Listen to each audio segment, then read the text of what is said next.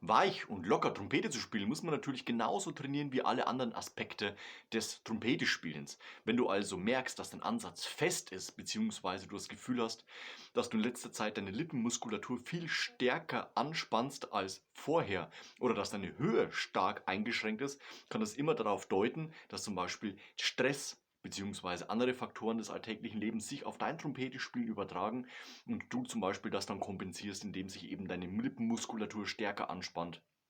Fakt ist, wir müssen versuchen, lockerer Trompete zu spielen. Doch das ist viel leichter gesagt als letztendlich getan, denn man versucht natürlich immer dort anzuknöpfen, was man zuletzt gemacht hat. Das heißt, wenn ich zum Beispiel nach einer längeren Pause wieder Trompete spielen möchte, versuche ich natürlich genau das abzurufen, was vor dieser Pause passiert ist. Da lief alles wunderbar, da hat man vorher viel Trompete gespielt, eventuell auch viel Trompete geübt und dann war natürlich das Trompetespiel an sich besser.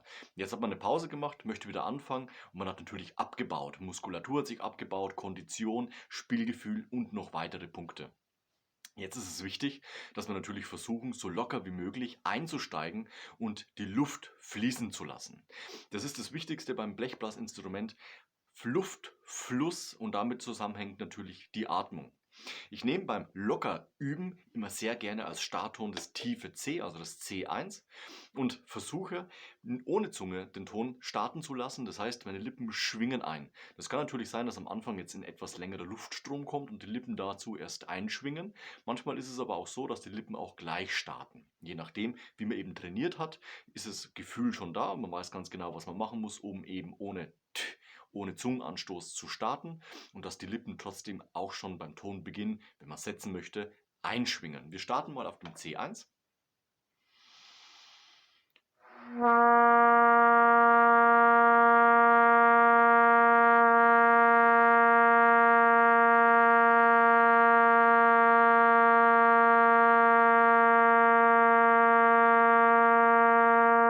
Also alles, was hier passiert ist,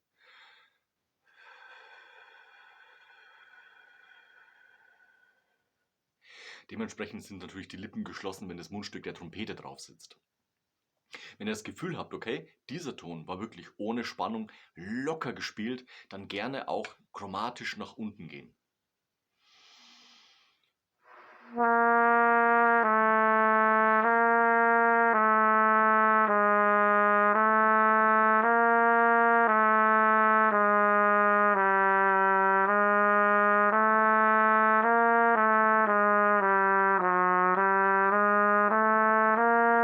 Und da etwas rumspielen, wichtig ist immer, dass wir uns in Halbtonschritten bewegen, denn dort sind keine großen Tonsprünge, also große Sekunden und natürlich mehr vorhanden. Und man kann immer das weiche nach außen pusten der Luft beibehalten.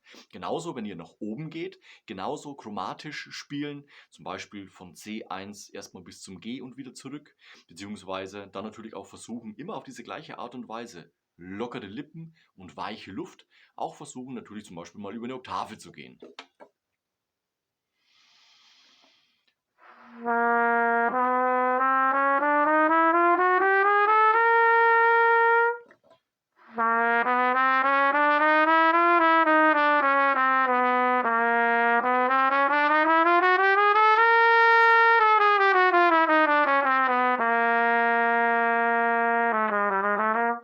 Also auch hier wieder, die Luft steuert alles.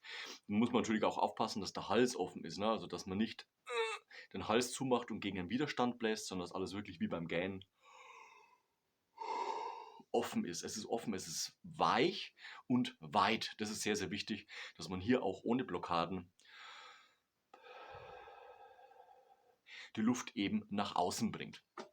Ich würde immer bei diesen Übungen, vor allem wenn man damit startet, gebunden spielen.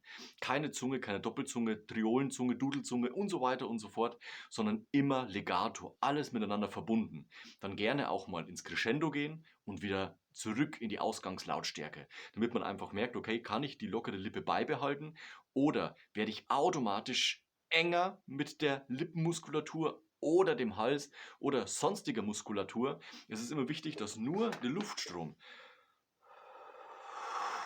stärker wird. Das ist alles.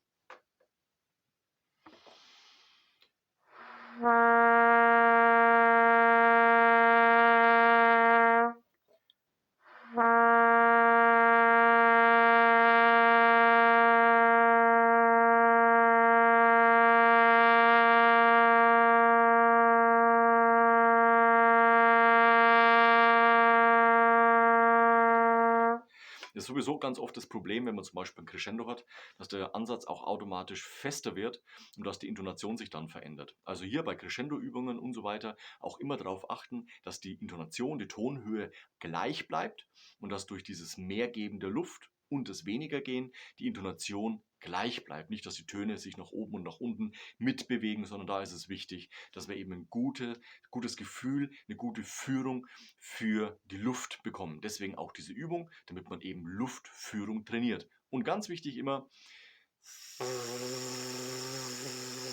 die Lippen müssen locker sein. Wenn du diese Übung machst und dein tägliches Üben mit einbaust, wirst du merken, du hast automatisch die Verbesserung in Luftführung, Ausdauer, Klang, Intonation. Mit dieser Übung kannst du so viele Punkte des Trompetespielens schlagartig verbessern.